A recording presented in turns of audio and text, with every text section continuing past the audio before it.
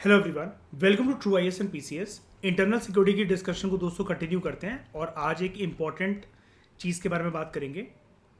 भारत की internal security की समस्या को, सिचुएशन को हम समझने की कोशिश करते हैं।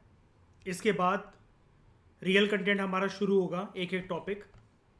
लेकिन पहले एक ओवरव्यू लेना ज़रूरी है। भारत की अंदरूनी सिक्योरिटी की पूरी व्यवस्था को समझना ज़रूरी है। एक ईगल्स आई व्यू हम लोग कैच करने की कोशिश करते हैं, ठीक है, कि इंटरनल सिक्योरिटी की समस्या है क्या भारत में, कहाँ कहाँ पर है और है ही क्यों, कि होनी क्यों चाहिए। लार्जेस्ट डेमोक्रेटिक कंट्री होने का दावा करता है भारत, तो वाई दिस इंटरनल सिक्योरिटी की समस्या, सिचुएशन। और सिचुएशन क्या बुरी है या अच्छी है? बुरी है तो कितने एरियाज में बुरी है? क्या पूरे देश में इंटरनल सिक्योरिटी की सिचुएशन बुरी है या फिर कुछ हिस्सों में बुरी है? ये चीज आपको समझनी पड़ेगी। जब आप इसका आज की क्लास में मेरे साथ थ्योरेटिकल एंगल जान लोगे, आगे चलकर आंसर राइटिंग में फिर आपको ये चीज पोर्ट्रे करनी पड़ेगी इंडिया का मैप बनाकर। तब आपको जो मार्क्स हैं वो ज्यादा फेच होंगे इंटरनल सिक्योरिटी के आंसर्स में, जीएस पेपर 3 में। राइटर ने बड़े अच्छे एक एनेक्डोट के साथ, या आप कह लो कि एक फ्लो के साथ इस टॉपिक को शुरू करा है। राइटर कहता है कि आजकल की दुनिया ऐसी है कि जहां पर पॉलिसी मेकिंग और पॉलिसी इंप्लीमेंटेशन का काम जोरों शोरों से चलता है। बिल्कुल ठीक बात है।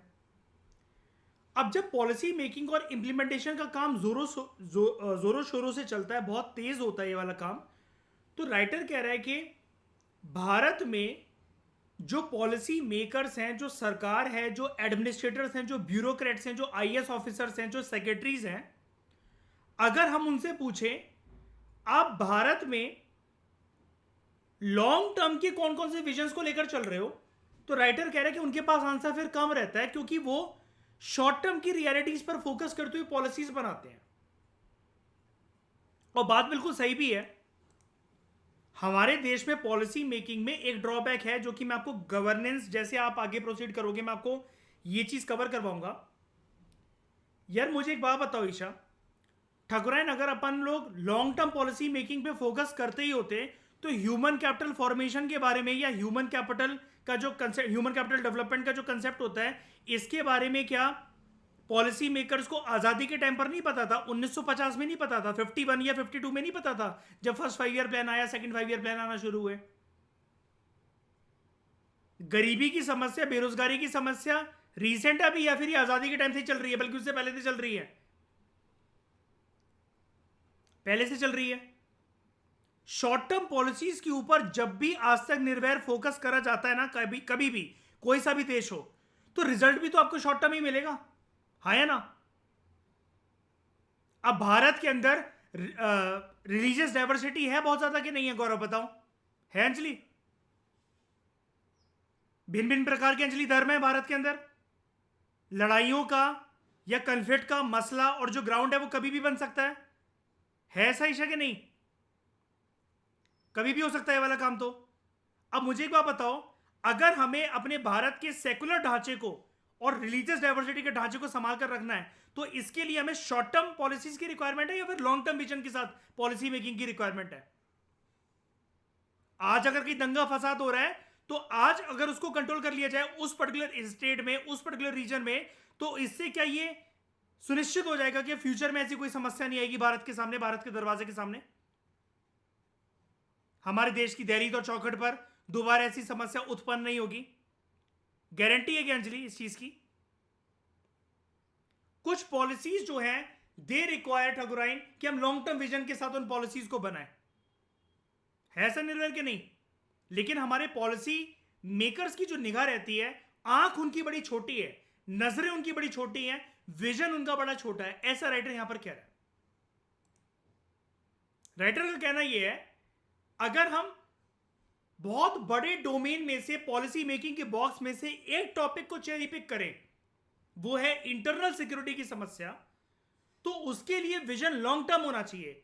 मुझे एक बात बताओ, सिक्योरिटी की समस्या शॉर्ट टर्म में कभी सॉल्व हो सकती है क्या? या लॉन्ग टर्म में ये गारंटी है क्या दोबारा सिक्योरिटी की, बॉर्डर सिक्योरिटी की, टेररिज्म की, नेक्सलिज्म की, एक्सट्रीमिज्म की समस्या, वॉयलेंट एक्सट्रीमिज्म की समस्या, इंसर्जेंसी की समस्या कभी देश में उत्पन्न नहीं होगी? कोई भी देश आज के समय में इस चीज की गारंटी ले सकता है? In the world of globalisation, the era of globalisation, जहां पर टेररिज्म जैसी जो चीजें हैं उसकी जो डेफिनेशन है, they know no boundaries. Terrorism क्या विद इन अ कंट्री किसी एक देश को प्रभावित करता है क्या? एक टेररिस्ट संगठन जो है तो वो अपने ही देशवासियों के लिए सिर्फ हानिकारक है क्या? बाउंड्रीज जानता है टेररिज्म का कंसेप्ट? तो कुछ पॉलिसीज के लिए, again I am repeating my point, long term vision की हमें आवश्यकता होती है। हमें चाहिए होता है उसके लिए लॉन्ग टर्म विजन। लेकिन राइटर आपसे कह रहा है there is but little scope for long term view on state's policy. There is little scope for long term view on a particular state's policy. अब चाहे वो फॉरेन पॉलिसी हो, external security की समस्या हो, या इंटरनल सिक्योरिटी की समस्या हो, लिखा भी हुआ है यहां पर,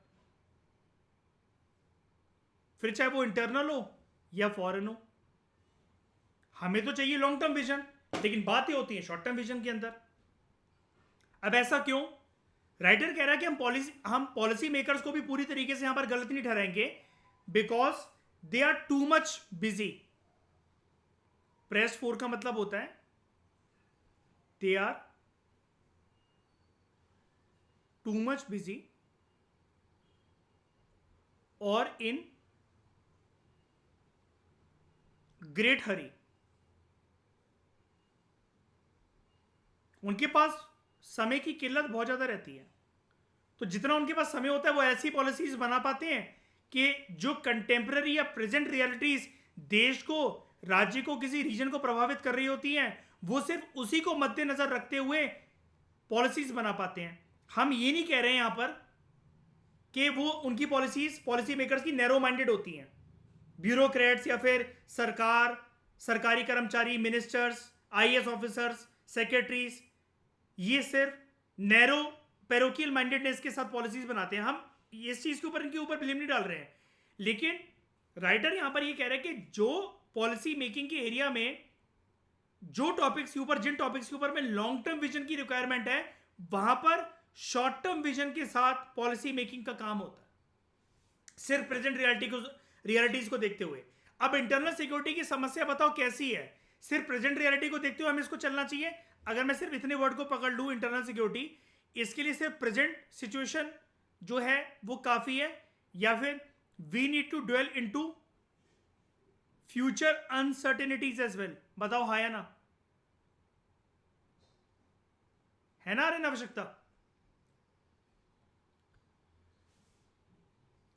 अब इस कंटेक्स्ट में भारत के अंदर जो डायनामिज्म है, डायनामिज्म मतलब कोई भी ऐसी चीज जो डायनेमिक होती है, और डायनेमिक का मतलब क्या होता है? जहां पर किसी नेशन के साथ डायनेमिज्म या डायनेमिक वर्ड का टैग हो, उसका मतलब होता है कभी भी देश और देश में उत्पन्न होने वाली परिस्थितियां जो कॉन्टिन्यूस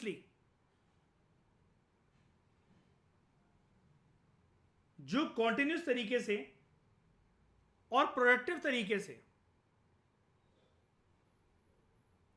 जो कॉन्टिन्यूसली और प्रोडक्टिवली चेंज होती जाती हैं, उन परिस्थितियों को कंबाइन करते हुए हम कहते हैं कि एक देश के अंदर डायनामिज्म है, डायनेमिक है वो कंट्री अपने कैरेक्टरिस्टिक फीचर्स में।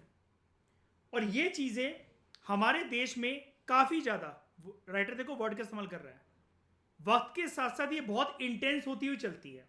ये मतलब कौन सी चीजें? ये जो चेंजेस हैं, ये जो प्रोडक्टिविटी है, भारत जिन जिन कैरेक्टरिस्टिक फीचर से बना है, वो कैरेक्टरिस्टिक फीचर कैसे चेंज हो रहे हैं। जैसे हम मॉर्निंग में इंडियन सोसाइटी के लेक्चर्स कर रहे थे, हम कास्ट का ये एस्पेक्ट पढ़ रहे थे कि अर्बनाइजेशन की वजह से, सेकुलराइजेशन की वजह से, बॉन्डाइजेशन की वजह से, ग्लोबलाइजेशन की वजह से, ईटिंग हैबिट्स की वजह से कास्ट का एस्पेक्ट भी चेंज हो रहा है, तो वो भी तो भारत का कैरेक्टरिस्टिक फीचर है, वो भी तो चेंज को दर्शा रहा है।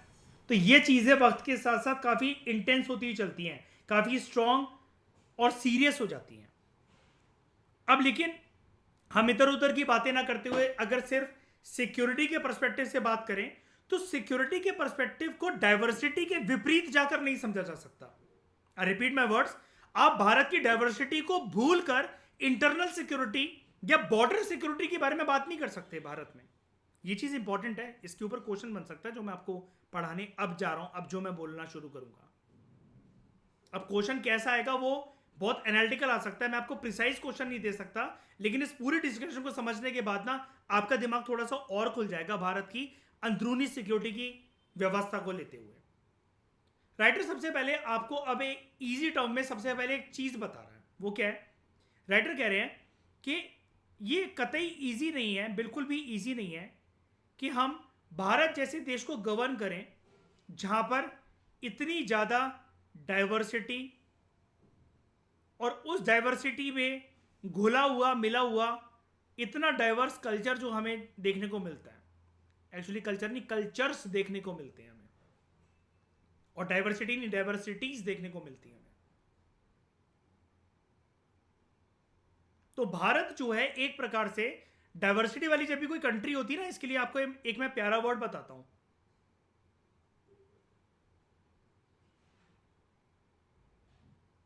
इसको हम कहते हैं composite culture. A nation which is made up of composite culture. बस इसके अंदर इस नेशन को अगर इंटैक्ट रहना है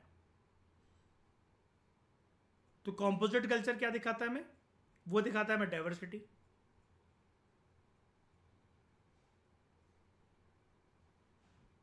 इस डाइवर्सिटी के साथ एक फ्लेवर मिक्स होना चाहिए, दैट इज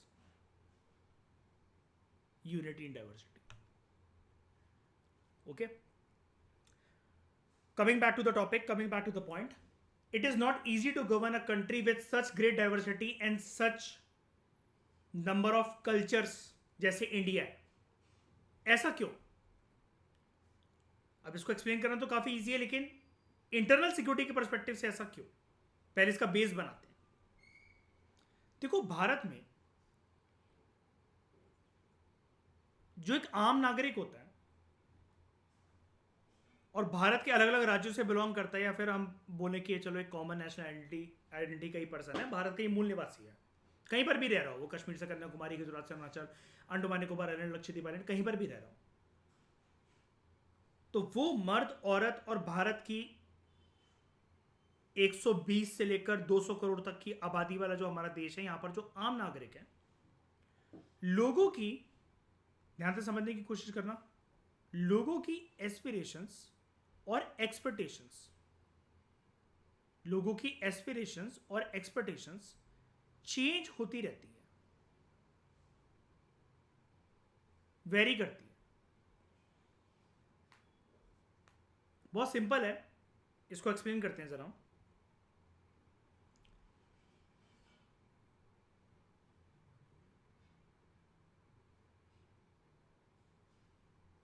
नॉर्थ ईस्ट में वो आईएएस ऑफिसर के बारे में जिक्र याद है आपको? गवर्नेंस में पढ़ाया था मैंने, आर्मस्ट्रांग पा में। सड़क बनवाई थी उन्होंने जनता से चंदा इकट्ठा करके। नॉर्थ ईस्ट में लोगों के लिए समस्या है, सिर्फ भगवान की कृपा से सरकार इतनी गरीमत रहमत कर दे हमारे ऊपर कि एक सड़क बनवा दे। बहुत तकलीफ होती है हम लोगों को स्कूल और कॉलेजेस जाने के लिए, वहां स्टूडेंट्स की, लोगों की, जो एज वेल एज जॉब्स के लिए, कुछ भी मान लो, लोगों की अपेक्षा सड़क बनवा दी जाए। मैं दिल्ली में रहता हूं, एज वेल एज ग्वालियर में भी रहता हूं। मेरे दिमाग में कभी सरकार से कोई एक्सपेक्टेशन नहीं कि सरकार सड़क का काम करवाए, no, not at all.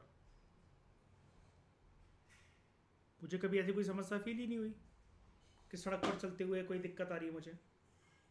Delhi में रहने वाले, मध्य प्रदेश में रहने वाले नागरिक की एक्सपेक्टेशन, एस्पिरेशन काफी अलग है as compare to north east का अगर कोई बंदा या बंदी है।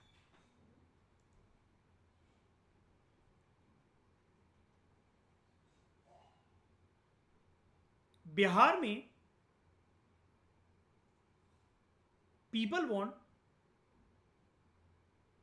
जॉब्स मिले लोगों को,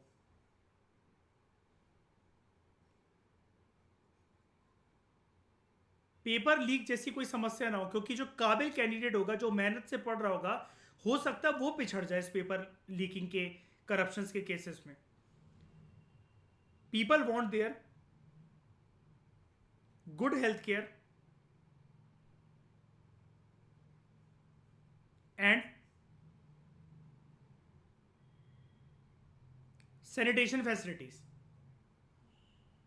When it comes to Kerala, वहां पर लोगों की, बिहार के लोगों की अपेक्षा में, उनके कंपैरिजन में ऐसी कोई डिमांड, ऐसी कोई एक्सपेक्टेशन नहीं है सरकार से, एडमिनिस्ट्रेटर से, पॉलिसी मेकर से। अब होता क्या है, अगर आप भारत के नक्शे को इमेजिन करो, सिर्फ बाउंड्री वाइज ही नहीं,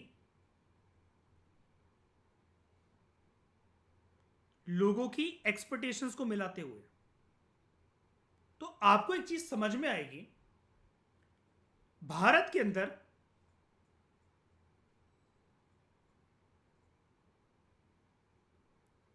28 राज्य, 8 केंद्र शासित प्रदेश,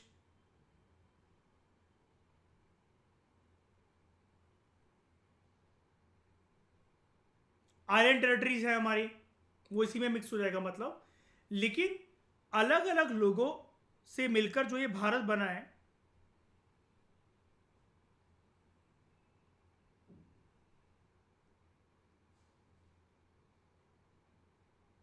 एक 120 करोड़ से ज्यादा आबादी वाला जो हमारा ये देश है, यहां पर लोगों की आप इमेजिन कर सकते हो अलग अलग ज्योग्राफिकल टेरिटरीज के हिसाब से,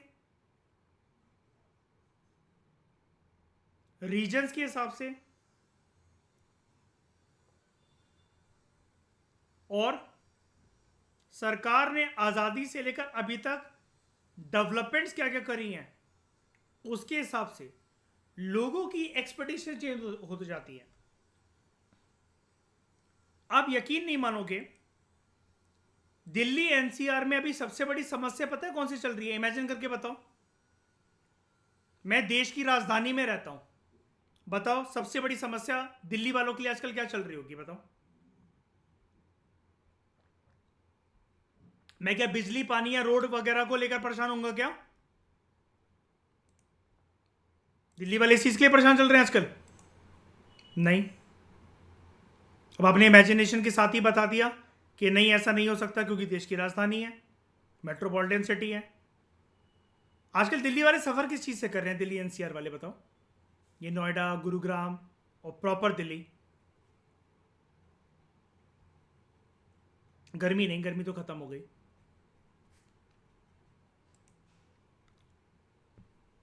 नहीं, आजकल जो समस्या दिल्ली में चल रही है वो चल रही है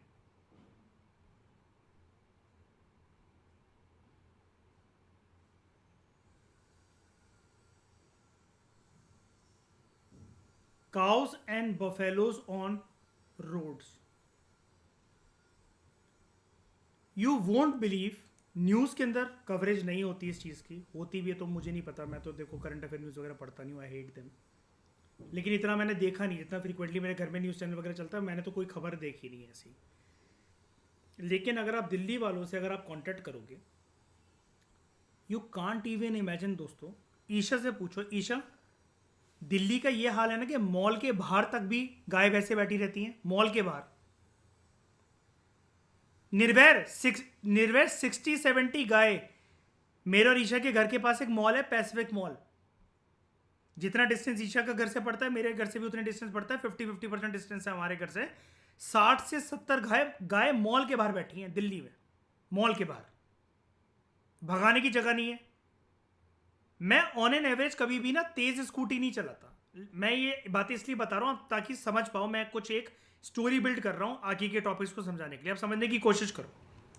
डेवलपमेंट की एस्पिरेशंस की बात हो रही है ना यहाँ पर, एक्सपेक्टेशंस की बात हो रही है। मैं कभी भी तेज ड्राइव नहीं करता आजकल, लेकिन 30 की स्पीड या 35 की स्पीड पर बाइक और स्कूटी चलाना भी मुझे रिस्की लगता है। ऐसा कोई दिन नहीं होता कि मैं रोड पे ना निकलूं और मैं किसी को ठुकते हुए ना देखूं, गाय भैंस या सांड में जाके बैठ जाता है वो। ये दिल्ली में समस्या चल रही है। The colonial block in which I am living, उसके बाहर, हर इधर कॉलोनी के बाहर एक कूड़ा घर है। मेन रोड पे जो कूड़ा घर है मेरी कॉलोनी के बाहर, निर्वैर ठकुराइन, on an average there are 170 cows and buffaloes there lying on the main road, 170 plus, 170 गाय भैंसे और सांड घूम रहे हैं। एंड कैन यू इमेजिन कितना काउ डंग वगैरह ये सब फैल रहा होगा, कितनी गंदगी फैली होगी, कितने उनमें से मर जाती होंगे, उनकी डेड बॉडीज की बदबू आती है। क्यों मर जाती है? प्लास्टिक की पन्नियां वगैरह ये सब खा लेती हैं कूड़े कचड़े में से।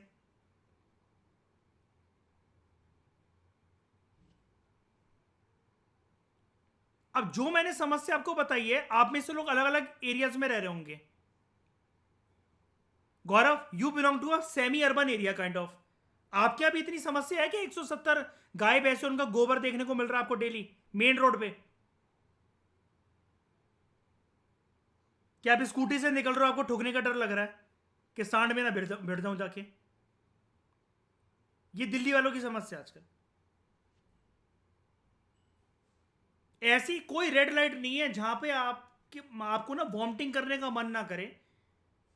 कूड़ा कचड़ा कबाड़ हर जगह फैला हुआ है। गाजीपुर का तो हाल मैंने आपको बता ही दिया था। अब गाजीपुर, छोटे छोटे गाजीपुर अंदर डेवलप होते जा रहे दिल्ली के। देश की राजधानी में ऐसी कोई रेड लाइट नहीं है दिल्ली एनसीआर में जहां पर आप खड़े हो, शीशा नीचे कर लो, या फिर आप हेलमेट पहने हो और बिना शीशा ऊपर उठा लो, इतनी गंध आपको आएगी कि आप वॉमिटिंग कर दोगे रेड लाइट पे खड़े होते हुए। There are some funny scenes also. Red light पे लोग खड़े होते हैं, गाय भैंसे जैसे वहां से पास आउट हो रही होती हैं, वो स्कूटी छोड़ छोड़ के खड़े हो जाते हैं कि भाई इनका क्या भरोसा, सींग विंग मार के कहीं उछाल दे 90 डिग्री, हम क्या करेंगे। और ऐसे इंसिडेंसेस रोज होते हैं।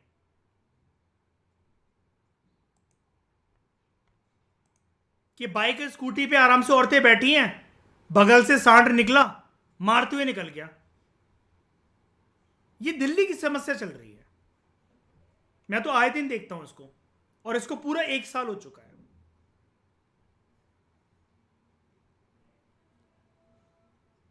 पहले मैं बताता हूं इसका रीजन, बता रहा हूं वही, उसी पे आ रहा हूं। आम आदमी पार्टी पहले अपने इलेक्शंस और उस सब में बिजी रही।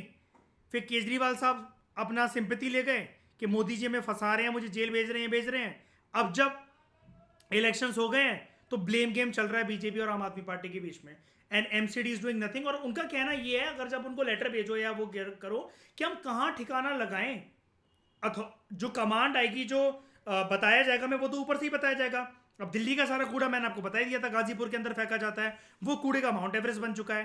तो लेकर कौन जाए? और फिर ये गाय भैंस वगैरह जो है, ऊपर से दिक्कत ये भी हो गई है ना, जब कूड़े के ढेर में इतना ज्यादा उनका कूड़ा खाने पीने को और फीड करने को वो मिल जाता है, तो इनकी प्रेगनेंसी का जो रेट है वो बहुत फ्रीक्वेंट हो चुका है। ये बच्चे भी पैदा कर रहे हैं जो गाय भैंस हैं उसी कूड़े के ढेर के पास।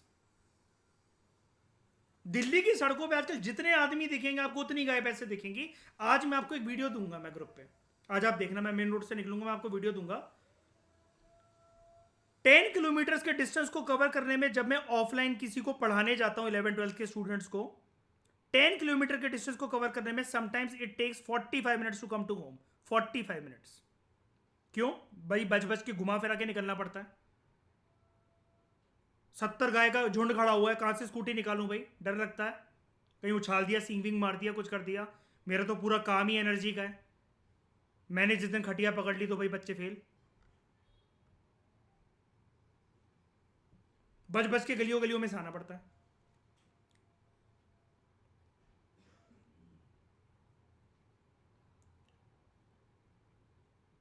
और लोग जो हैं, मतलब गलती उनकी भी नहीं है, लेकिन लोग जो हैं उनको पंडित पुजारी उपाय बताते रहते हैं कि आप गाय को ये खिलाओ, चारा खिलाओ, आटा खिलाओ, आटे की लोई बनाकर खिलाओ, रोटी खिलाओ, गुड़ गुड़ लगाकर खिलाओ। वो रोज चले आते हैं, पूरे दिल्ली वाले, पूरे जनकपुरी वाले रोज इनको, ये सिर्फ दिल्ली और जनकपुरी की बात नहीं, पूरी दिल्ली की एनसीआर की बात है ये। वो खिलाने चले आते हैं। वो WWE की रेसलर बनी हुई है गाय भैंसे, कि आपको टच कर दे तो आप 50 किलोमीटर जाकर गिरो।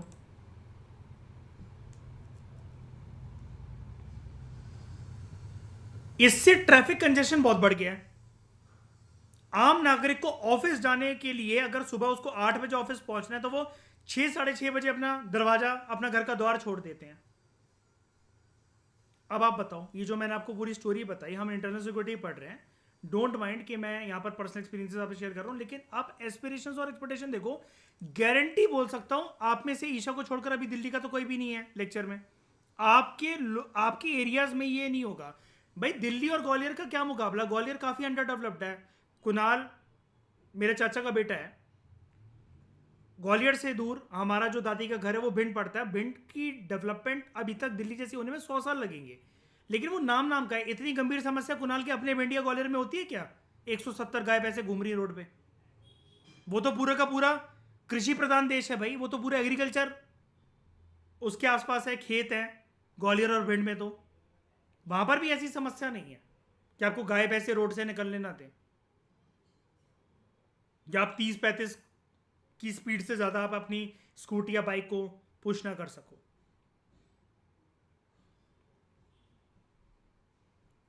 तो इंटरनल सिक्योरिटी जो चैलेंजेस हैं इंडिया के अंदर, इंटरनल सिक्योरिटी के जो चैलेंजेस है भारत के अंदर, जिसका सबसे ज़्यादा इंपैक्ट निकलता है स्टेट की सिक्योरिटी पर, वो दो समस्या बहुत प्रमुख है। वैसे तो बहुत सारी है, लेकिन दो बहुत प्रमुख हैं दोस्तों। एक है गरीबी और एक है बेरोजगारी। जब कुछ लोग ये देखते हैं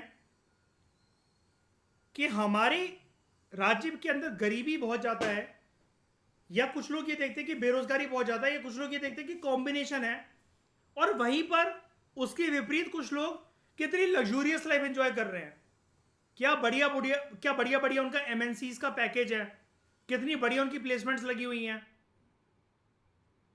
गाड़ियों से वो उतर रहे हैं।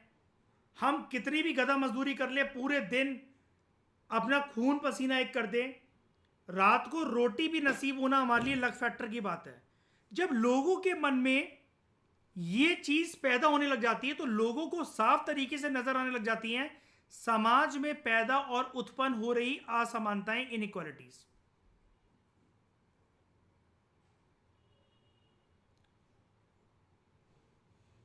अब इन्हीं असमानताओं के अंदर जब ये पॉवर्टी और अनएम्प्लॉयमेंट, मायर्ड इनका मतलब होता है जैसे कोई चीज जिसके ऊपर मिट्टी डल जाए या कीचड़ में कोई चीज मिल जाए, तो जब ये पॉवर्टी और अनएम्प्लॉयमेंट असमानताओं के साथ, इनइक्वालिटी के साथ इन्वॉल्व हो जाते हैं, इंटेंगल्ड हो जाते हैं, और पॉवर्टी और अनएम्प्लॉयमेंट इनइक्वालिटी से कवर हो जाती है, उसके ऊपर इनइक्वालिटी की असमानताओं की मिट्टी और कीचड़ डल जाता है, तो इसके जो कॉन्सिक्वेंसेस रहते हैं गरीबी के और बेरोजगारी के, वो फिर निकलते हैं आर्म्ड इंटरनल चैलेंजेस के अंदर। मतलब यहां पर देखना, एक वर्ड बताता हूं पहले, आर्म्ड इंटरनल बोला जा रहा है यहां पर। ये सिक्योरिटी की समस्या इंटरनल होती है, इंटरनल होती है, देश में ही उत्पन्न होती है। अब आर्म्ड क्यों? क्योंकि लोगों ने हथियार उठा लिए। अब उनको लोकतांत्रिक व्यवस्था, सरकार चलाने वाले लोग, पॉलिसी बनाने वाले लोग, ब्यूरोक्रेट्स, आईएएस ऑफिसर्स, नेता के बच्चे, प्रधानमंत्री, राष्ट्रपति, मुख्यमंत्री, इन सब से भरोसा इनका उठ जाता है लोगों का, और इनको लगता है इन सालों को मार डालो जान से। ऐसे लोगों को लगता है जो इससे जूझ रहे होते हैं। क्यों?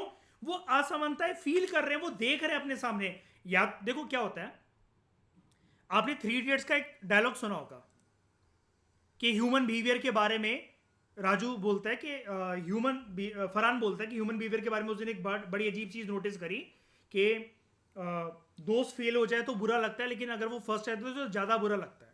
जब सारे लोग एक ही परिस्थिति से जूझ रहे होते हैं और किसी को कुछ नहीं मिलता है, तो लोगों के दिमाग में एक जो चीज गूंजती है वो लोगों को सेटिस्फाई करती है कि भाई हमें नहीं मिला तो सामने वाले को भी नहीं मिला। लेकिन जब ये लोग देखते हैं कि भाई हम में से 90% लोगों को वो चीज नहीं मिली और 10% लोगों को सब कुछ ही मिल गया, और कितना फर्क आ गया उनकी और मेरी औकात में, मेरी और उनकी परिस्थितियों में, मेरी और उनकी लाइफस्टाइल में, तो लोगों के दिमाग में पैदा होता है साइलेंट रेवोल्यूशन, फ्रस्ट्रेशन, एंजाइटी। और जब लोगों को लगता है कि मेहनत से और प्यार की भाषा में समझाते समझाते, हाथ जोड़कर सरकार से रिक्वेस्ट करते करते ये सारे तौर तरीके बंद हो चुके हैं, लोग मजबूर हो जाते हैं, कुछ लोगों की बुद्धि भ्रष्ट कर दी जाती है, कुछ लोगों को डेविएट कर दिया जाता है, कुछ लोग भड़का देते हैं कि आतंकवाद के और बंदूकों को उठाने के रास्ते पे चलो, और वो तब देश में अर्थव्यवस्था हो, सामाजिक व्यवस्था हो, देश का जो स्ट्रक्चर है वो स्मूथ फ्लो से चल रहा हो, लोकतांत्रिक व्यवस्था हो, इन सबको फिर वो तहस नहस करने की कसम खा लेते हैं। और यहां से फिर हमारे देश में दो समस्याएं बहुत प्रोमिनेंट है जो कि चली आ रही है 1960 से। एक है नेक्सलिज्म, मैं आपको डिफरेंस बताऊंगा, वैसे पहले टर्म सुन लो, नेक्सलिज्म और नॉर्थ ईस्टर्न इंसर्जेंसीज। तो मुझे आपको दो टर्म से रूबरू करवाना है डिटेल में कि इंसर्जेंसीज या फिर नेक्सलिज्म के अंदर फर्क क्या होता है। अभी के लिए आप सिर्फ इनको सुन लो, इतना तो समझ में आ ही रहा होगा आपको। आप इनकी टर्म की गहराइयों में न जाकर अगर आप मैक्रो लेवल से अभी एक बार के लिए अगर 2 मिनट के लिए मेरी बात सुनो तो आपको इतना तो समझ में आ ही रहा होगा कि नेक्सलिज्म या इंसर्जेंसी दोनों में ही हमें एक चीज नजर आ रही है कि लोगों ने हथियार उठा लिए हैं देश की लोकतांत्रिक व्यवस्था के खिलाफ, सरकार के खिलाफ, प्रशासन के खिलाफ, पॉलिसी मेकर्स के खिलाफ, आईएएस के खिलाफ, ब्यूरोक्रेट्स के खिलाफ, और वो इनको मारने के लिए, इनकी हस्ती को मिटाने के लिए कुछ भी कर सकते हैं। ये एक बहुत विजिबल एग्जाम्पल है किस चीज का, जो हमारा ये टॉपिक चल रहा है इंटरनल सिक्योरिटी का, पहला जीएस पेपर 3 का इंटरनल सिक्योरिटी का सिलेबस का topic, linkages between development and spread of extremism. जहां से डेवलपमेंट देश में गई और लोगों की जीवन में गरीबी और बेरोजगारी ने एंट्री मारी, और लोगों को जिस दिन ये विश्वास हो गया कि असमानताएं देश में बहुत हैं, गरीबी से और बेरोजगारी से लोगों को डर नहीं लगता ना, उनको दिक्कत है इस चीज से। दिक्कत यह है कि कुछ लोगों के पास फिर क्यों है अपॉर्चुनिटीज, कुछ लोगों के पास फिर बंगलो क्यों है, कुछ लोग फिर मर्सिडीज में क्यों घूम रहे हैं।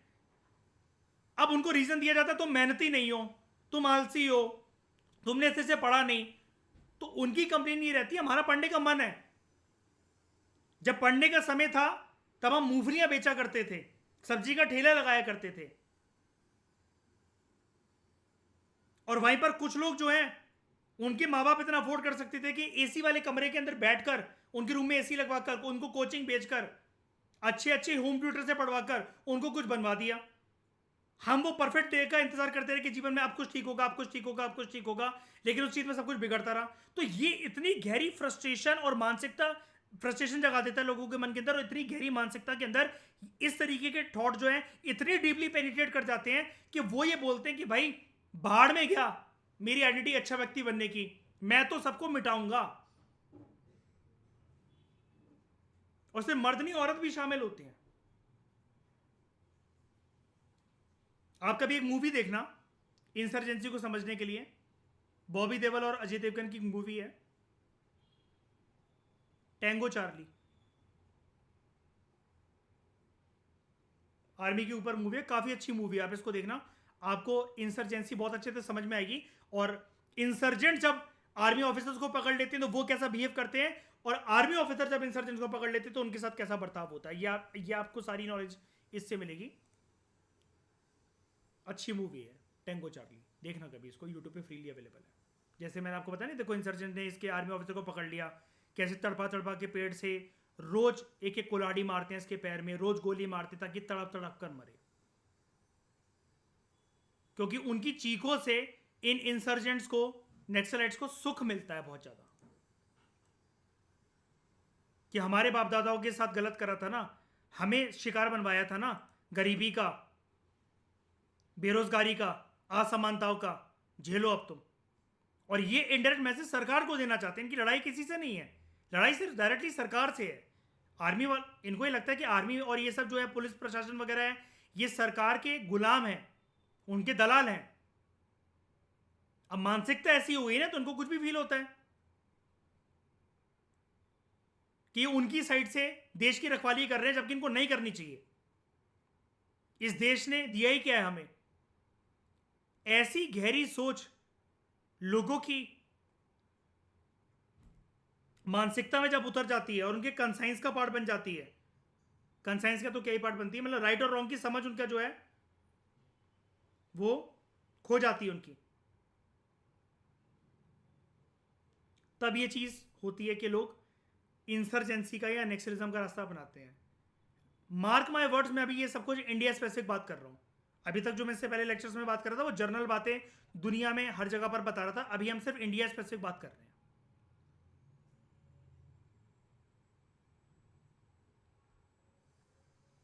ठीक है, तो यानी कि एक चीज क्लियर है कि definitely there is a cause and effect relationship between development and extremism.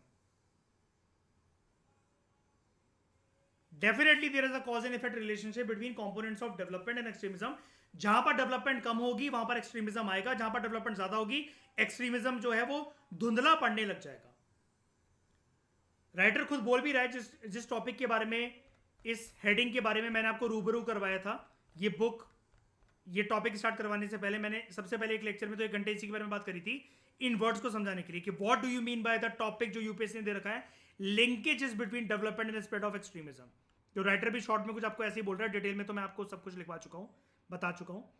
Writer बोल रहा है, यहां पर एक लाइन देखना, राइटर का कहना है कि एब्सेंस ऑफ डेवलपमेंट, अगर कहीं पर डेवलपमेंट जो है वो उसकी कमी है, economic development, regional development, infrastructure development, इसकी कमी है, तो वो एक परफेक्ट ब्रीडिंग ग्राउंड बन जाता है।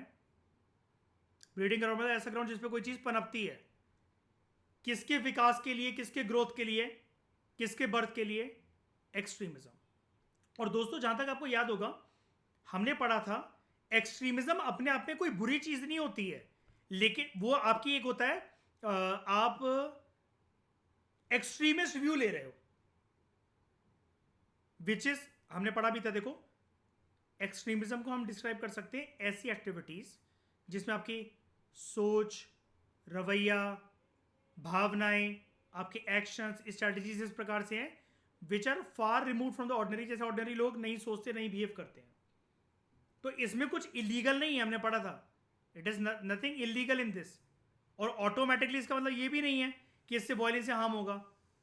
लेकिन जब आप दूसरे फेलो सिटीजन्स के सिविल लिबर्टीज को हार्म करने लग जाते हो, उनके फंडामेंटल फ्रीडम को हार्म करने लग जाते हो, ह्यूमन एंड नॉर्म्स का वायलेशन करते हो, और जब आपकी सोच विचार या आपके एक्शंस डेमोक्रेटिक और टॉलरेंट सोसाइटल आइडियाज को बर्बाद करने लगे, उनको थ्रेटन करने लगे, और आप वायलेंस के यूज को प्रमोट करने लगो, अपने ऑब्जेक्टिव्स को अचीव करने के लिए साम दाम दंड भेद अपनाने लगो, तब वो एक्सट्रीमिज्म बनता है, खतरनाक वाला form, which is known as violent extremism. तो एक्सट्रीमिज्म का ग्राउंड बनना शुरू होता है इससे, मतलब एकदम से बंदा थोड़ी ना हथियार उठा लेगा, हथियार उठाने के लिए भी दम चाहिए होती है। किस चीज की दम? आपके दिलो दिमाग में डर नहीं होना चाहिए फिर किसी चीज का कि कल को हम पकड़े जाएं, फांसी की सजा सुना दी जाए, आर्मी हमें मार दे, पुलिस मार दे हमें, हम इनकाउंटर में मारे जाएं, ये डर मिटाना पड़ता है अपने दिमाग से।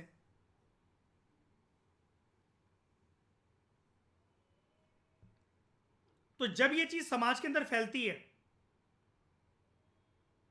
तो सरकार का, पुलिस प्रशासन का, आर्म्ड फोर्सेस का जो पैसा है, जो एनर्जी है, जो फोकस है, वो डेवलपमेंट से हटकर ऐसे लोगों को शांत करवाने में चला जाता है। वो पूरी एनर्जी डाइवर्ट हो जाती है जो हमारे अपने लोग हैं। ये बाहर से नहीं आए, पाकिस्तान स्पॉन्सर नहीं कर रहा है इनको, चाइना ने नहीं भेजा है, बांग्लादेश से नहीं आए हैं, हमारे अपने लोग हैं, इस धरती पर पैदा हुए हैं, इनके खून में भारत मां की मिट्टी है। वहीं पर जहां पर इनको पढ़ा लिखा कर डेवलपमेंट इंश्योर करके इनके रीजन में इनमें से कोई पर्सन एक आईएएस ऑफिसर, एक अच्छा डॉक्टर, एक अच्छा नेता बन सकता था, उसको देश ने डेवलपमेंट, एब्सेंस ऑफ डेवलपमेंट की वजह से, कि कुछ रीजन में डेवलपमेंट थी, कुछ में नहीं थी, गरीबी, बेरोजगारी, असमानता, इसकी वजह से परिस्थितियां ऐसी बनाती कि ये लोग खुद देशवासी होते हुए एक थ्रेट बन जाते हैं भारत के अंदर इंटरनल सिक्योरिटी के लिए, भारत के अंदर इंटरनल सिक्योरिटी के लिए। इसकी वजह से होता क्या है, जो नेक्सलिज्म से प्रभावित जो इलाके होते हैं, जो रीजन्स होते हैं ना, वहां पर फर्दर डेवलपमेंट हो नहीं पाती है। और ये चीज देखने को हमें मिल रही है ईस्टर्न इंडिया के अंदर, वहां पर फर्दर डेवलपमेंट हो नहीं पाती है। क्यों? अब सरकार जब जागरूक हुई, यार वहां पर तो नेक्सलिज्म आ गया, वहां पर तो इंसर्जेंट्स आ गए हैं, वो तो एमएलए को किडनैप कर रहे हैं, आईएएस ऑफिसर्स को गले में फंदा टांग कर पेड़ों से लटका रहे हैं, आर्मी वालों को मार रहे हैं, अब हमें वहां पर रोड बनानी चाहिए, स्कूल बनानी चाहिए।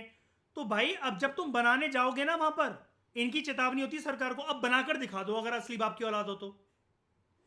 हम बनाने नहीं देंगे, करो तो मरकते बनाओ, अब डेवलपमेंट इंश्योर करके दिखाओ। जब कुछ भी नहीं था तब डेवलपमेंट दी नहीं, अब आ रहे हो ढोंग रचाने डेवलपमेंट का। फिर ये क्या करते हैं, गोरिल्ला वॉरफेयर एक्टिविटीज अपनाते हैं। सरकार ने रोड बनाई, रेलवे का ट्रैक बनाया, करोड़ों रुपए लगाए, ये तब तक बनने देते हैं, फिर बॉम्ब फेंक देंगे वहां पर, तोड़फोड़ मचा देंगे, दोबारा वो डेवलपमेंट उतरी चली जाती है। फिर सरकार को लगता है दोबारा करनी चाहिए, ये दोबारा वही काम करते हैं, और इनको समझाना बहुत मुश्किल हो जाता है। तरीके होते हैं ऐसे समझाने के, इनके लिए सरकार अपने ही लोग हैं ना, क्योंकि हमारे ही लोग हैं, रूट गए हैं, बाहर से तो आई नहीं है कि हम इनको ढूंढकर इनकाउंटर इनका कर दें। प्रशासन, सरकार, पुलिस, मिलिट्री सरकार के कहने पर लास्ट एंड तक इनको मौका देती है। जैसे मैं बताना क्या चाह रहा हूं, कोई आतंकवादी है जो पाकिस्तान से आया है, अगर वो कोई अटैक करेंगे तो आर्मी फटाफट उनको गोलियों से भून देगी। इनके अटैक को, इनके गुस्से को काफी समय तक, काफी एक्टिविटीज के बाद भी सहन करा जाता है। इनको वापस सोसाइटी में मर्ज करने का प्रयास करा जाता है। उसके लिए बड़े सारे तरकीब होती हैं। जैसे आईएएस ऑफिसर्स क्या करते हैं, एक बहुत अच्छी चीज बताता हूं जिसको आप एथिक्स में यूज कर सकते हो, ये रियल चीज है। और अगर आपकी पोस्टिंग झारखंड, छत्तीसगढ़ वगैरह जैसे इलाकों में हो गई तो ये आपको भी करना पड़ेगा। इनके साथ जाकर कॉन्वर्सेशन करो, बातचीत करो, इनको सरेंडर करवाओ और बोलो कि आपको कोई जेल नहीं हो, कोई नहीं पकड़ेगा आपको, कोई हथकड़ियां नहीं बांध रहा आपको, बस सरेंडर कर दो एंड वापस आ जाओ। वापस कैसे आ जाओ? रूठ गए हो ना देश से, देश की व्यवस्था से, जो भी चीजें बिगड़ी हैं हम आश्वासन देते हैं सब ठीक करके देंगे, जॉब देंगे, परिवार के साथ इज्जत भरे पल बिताने का मौका देंगे, हाउसिंग फैसिलिटीज देंगे। अब आप कहोगे ये सब क्यों बांट रहे हैं हम इनको? दूसरे लोगों को नहीं मिल रहा है देश में क्या? हमारे ही लोग हैं ना, रूठे हुए हैं। और अगर धोखाधड़ी से सरेंडर करवाकर या फिर मारकर इनको गोलियों से भून दिया आर्मी ने मान लो, या धोखाधड़ी से सरेंडर करवा के फिर मार दिया या जेल भेज दिया, एक को पकड़ोगे 12 पीछे और खड़े हो जाएंगे। आप कहोगे तो क्या हमारी आर्मी है, हमारी पुलिस प्रशासन इतना वीक है, इनको कंट्रोल नहीं कर सकता?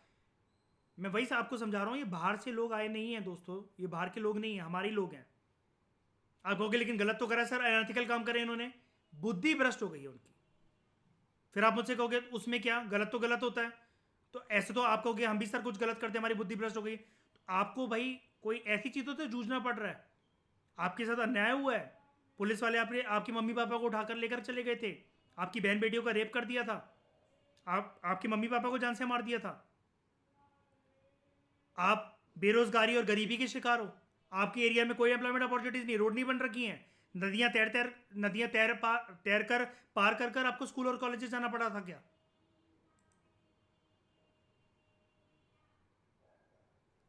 इनकी परिस्थितियों को आप जानोगे तो दिमाग से एक बात उत्पन्न होती है प्रशासनिक अधिकारियों के भी, और जब लोग अपनी समस्या को बहुत ज़्यादा गिनवाते हैं ना, तो अगर आप ऐसे लोगों की परिस्थितियों को देखोगे जिनको हम नक्सलाइट्स या फिर इंसर्जेंट्स कह रहे हैं, तो आपको पता लगता है कि अगर आप इनकी चारू मजुमदार की जैसे आप रियल कहानी देख लो, या फिर जहाँ से नक्सलबारी विलेज से नक्सलिज्म जब शुरू हुआ था, मैंने आपको बताया, अभी इन दो टर्म्स को मैं डिटेल में समझाऊंगा, फ़र्क बताऊंगा, हम वो करेंगे डिस्कशन अगले लेक्चर में। लेकिन तब आपको ये पता लगता है कि दुनिया में कितना गम है और मेरा कितना कम है।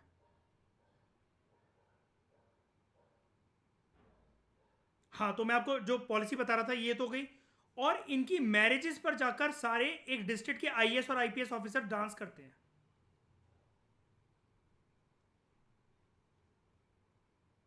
दे सेलिब्रेट। और ऑब्वियस ही बात है वो जी सरेंडर के बाद, ये नहीं कि भाई कल को रेलवे ट्रैक उड़ाकर आए हैं, सरेंडर भी नहीं करा और आईएएस ऑफिसर वहां पर जाकर नाच रहे, तो क्या गारंटी भाई आईएएस ऑफिसर्स की जान सेफ है। और इनकी एक्टिविटीज कोई छोटी मोटी एक्टिविटीज नहीं होती हैं। हम केस स्टडीज पढ़ेंगे, मैं आपको आगे चल के पढ़ाऊंगा। एमएलएज और एमपीज तक को इन्होंने किडनैप कर करके उनके गले काटे हुए हैं। ये कहते हैं, इनका ये मानना होता है, बहुत बार अलग अलग देखो, अलग अलग एरियाज में अलग अलग तरीके से मेंटेलिटी और एक्टिविटीज लेकर चलते हैं।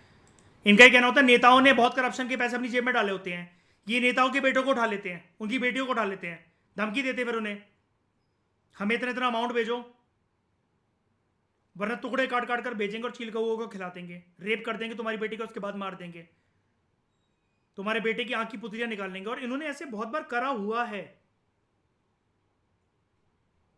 ये कहते तुम तो सरकार के बंदे हो ना, डर दहशत क्या होती है और एक गरीब आदमी कैसे जूझता है, मुझसे पूछो। इसके लिए अगर आपको टाइम मिले, आप इस वीकेंड में एक पिक्चर देखना, it is not related to naxalism, लेकिन एक गरीब आदमी जब बहुत ज़्यादा फ्रस्ट्रेट हो जाता है तब वो क्या करता है।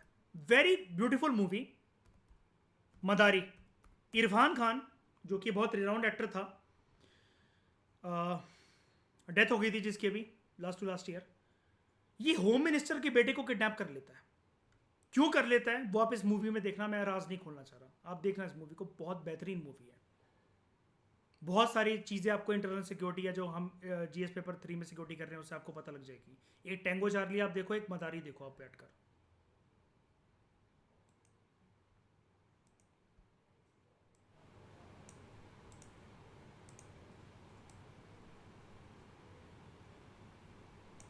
कैसे लैक ऑफ डेवलपमेंट की वजह से पर्सन एक्सट्रीमिस्ट बन जाता है। इस मदारी मदारी मूवी में इरफान खान एक्सट्रीमिस्ट बन जाता है, वॉलेंट एक्सट्रीमिज्म का रास्ता नहीं अपनाता है, लेकिन होम मिनिस्टर के पैंट में सूसू करवा देता है वो।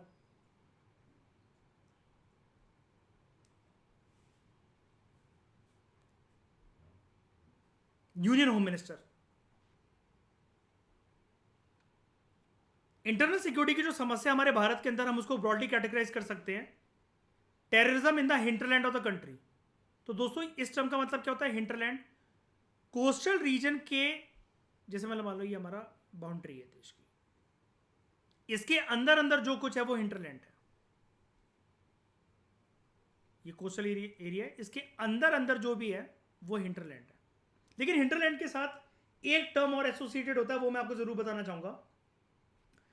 Hinterland is not only about के जो देश का अंदरूनी हिस्सा है हम उसकी बात यहां पर कर रहे हैं। हिंटरलैंड ऑल्सो मीन्स ऐसे हिस्से हैं, ये ऐसे इलाके हैं, ये है तो ये कोस्टल रीजन से दूर ही। इसका इंग्लिश में मतलब होता है हिंटरलैंड का areas of a country that are away from the coast. लेकिन ये जर्नली रिमोट और लेस डेवलप पार्ट्स होते हैं कंट्री के।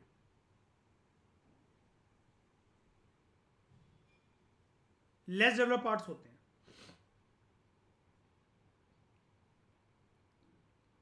ठीक है। Cross border terrorism in Jammu and Kashmir जो कि पाकिस्तान स्पॉन्सर करता है।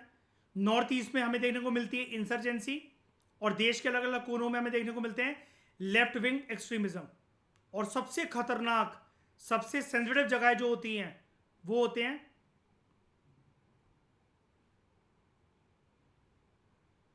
Red corridor. अब कौन बेवकूफ आया क्लास में?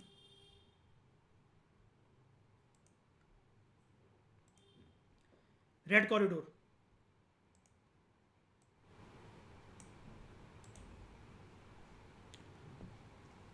तो राइटर हमें लास्ट में ये बोल रहे हैं, while the causes of armed violence could be many, इसके बड़े सारे रीजंस हो सकते हैं, लेकिन सबसे दर्दनाक सच्चाई क्या है हमारे देश में, यंग इंडियन सिटीजन्स अपनी जिंदगियों को रिस्क करते हुए, मैंने आपको बताया ना, डर दहशत पूरी निकल जाती है उनके दिमाग से, अपनी जिंदगियों को दांव पर लगाते हुए they take up arms against the state, जबकि ये जानते हुए कि इसके दुष्परिणाम क्या हो सकते हैं, इनको अपनी जान तक गंवानी पड़ सकती है, उम्र कैद हो सकती है, फांसी हो सकती है, गोली मारी जा सकती है आर्मी के द्वारा, या फिर पुलिस इनकाउंटर में मारे जा सकते हैं।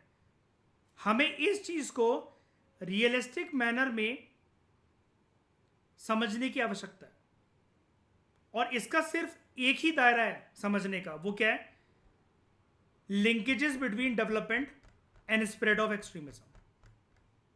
तो अब देख रहे हो, जैसे शुरू में मैं आपको डिस्कशन में इतनी डिटेल में चीजें बता देता हूं तो चीजें कितनी ईजी हो जाती हैं, घुमा फिरा के वो बस वही वाली बात कर रहा है, बस अंग्रेजी लाइन जो है, अंग्रेजी अनुवाद जो है वो अलग तरीके से यहां पर लिखा हुआ है।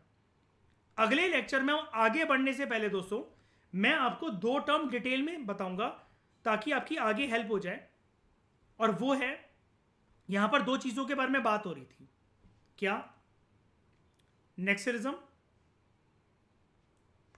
और नॉर्थ ईस्ट के अंदर इंसर्जेंसी, इसके बीच में मतलब जानेंगे अगले लेक्चर में। इस डिस्कशन में दोस्तों फिलहाल इतना ही। Thank you very much for discussion. Detail में हमने इस लेक्चर के अंदर बात करी, एक बर्ड्स आई व्यू लिया, एक ईगल्स आई व्यू लिया, मैक्रो लेवल से जाना हम लोगों ने कि भारत की इंटरनल सिक्योरिटी की समस्या क्या है, उत्पन्न कैसे होती है, कीवर्ड्स 3 है इसके, गरीबी, बेरोजगारी और असमानताएं, जिसकी वजह से कुछ लोग प्रशासन और प्रशासनिक अधिकारी और सरकार के खिलाफ हथियार उठा लेते हैं, उनको उनके दिलो दिमाग से सारा का सारा जो है डर जो है मरने का वो निकल जाता है, वो रूठ जाते हैं, देश की अर्थव्यवस्था, सामाजिक व्यवस्था, राजनीतिक व्यवस्था, लोकतांत्रिक व्यवस्था, इनसे उनका विश्वास उठ जाता है। फिर वापस उनको लाने के लिए बहुत कड़ी मेहनत मुशक्कत देश चलाने वाली सरकार को, प्रशासन और प्रशासनिक अधिकारियों को करनी पड़ती है, और हमेशा वो एफर्ट सक्सेसफुल होते भी नहीं है। तो जिस डेवलपमेंट को सरकार नजरअंदाज करती है उसको नजरअंदाज करते हुए नेक्सलिज्म और इंसर्जेंसी हमारे देश में पनपता है अलग अलग इलाकों में।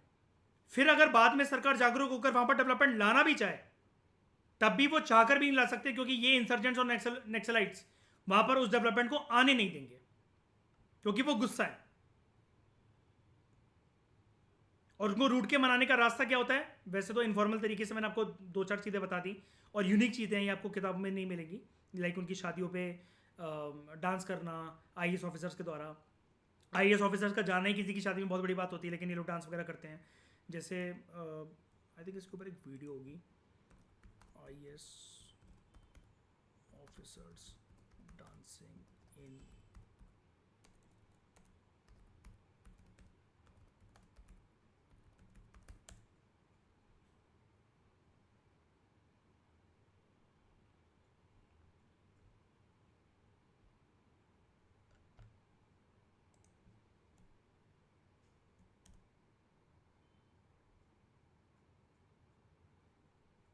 ये देखो, most wanted Naxals marry each other, get recruitment in police force as a gift. आगे नहीं वाली बातें।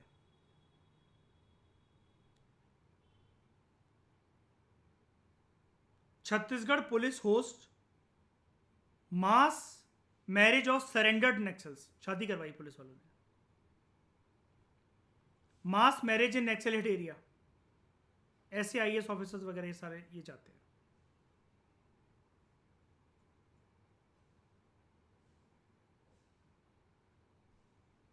Dantewada police organises wedding event for surrendered Naxals on Valentine's day.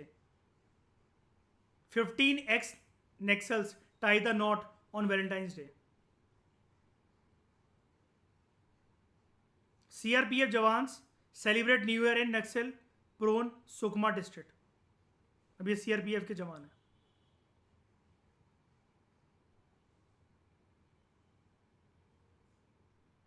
क्यों कर रहे हैं भाई ऐसे नाच गाना और ये हैट वैट लगाकर ऐसे कपड़े पहनकर? किसी को मनाया हमेशा प्यार से जाता है, गुस्से से नहीं। ये रूठे हुए हैं, हमारे देशवासी हैं, धरती माँ की मिट्टी है इनके खून में, इनके रगों में।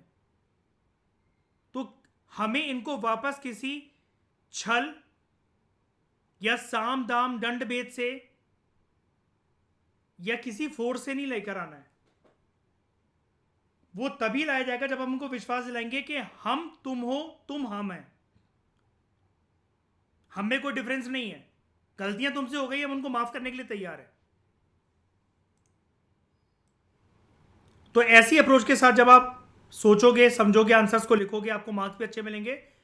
और जब आप ऐसी थिंकिंग को रियल में अपनाओगे, सिर्फ आंसर में ढोंग रचाने के लिए, सिलेक्शन पाने के लिए नहीं, तो आप एक अच्छे ऑफिसर भी बनोगे। अभी एक रिसेंट की बात बताता हूं मैं आपको, अभी 2-3 हफ्ते पहले की बात है, मैं टीवी देख रहा था।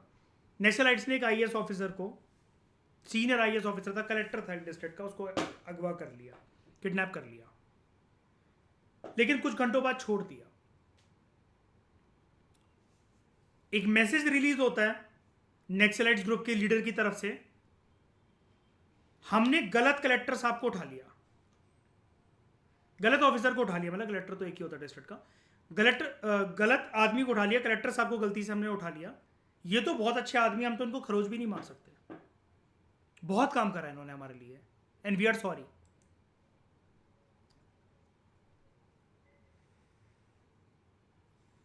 आपका नेचर ना आपके मुंह से निकले हुए शब्दों से ज्यादा आपके इरादों से और आपके काम से झलकना चाहिए। अब एक बात बताओ, आप कहोगे ये क्या नौटंकी है, ये क्या ढोंग है, इस एग्जाम्पल का क्या ही मतलब था? उसकी जान नेक्सलाइट्स के हाथ में थी, और जब मौत आपके सामने होती है ना, तो 2 मिनट में आपकी पैंट गीली हो जाएगी। आपको फिर ये याद नहीं आएगा कि मैंने यूपीएससी निकाला हुआ है, फिर मैं आईएएस में रैंक 1 था। यमराज और यमराज की भैंस जब सामने खड़े होते हैं ना, तब आपको सिर्फ एक ही चीज याद आती है, मम्मी बचाओ। उसके अच्छे कर्मों की वजह से, अच्छे कामों की वजह से उसको छोड़ दिया गया। कोई और होता ना, गला काट काट के रात को उसका बॉन फायर करके चिकन भुर्जी बनाकर खा जाते वो।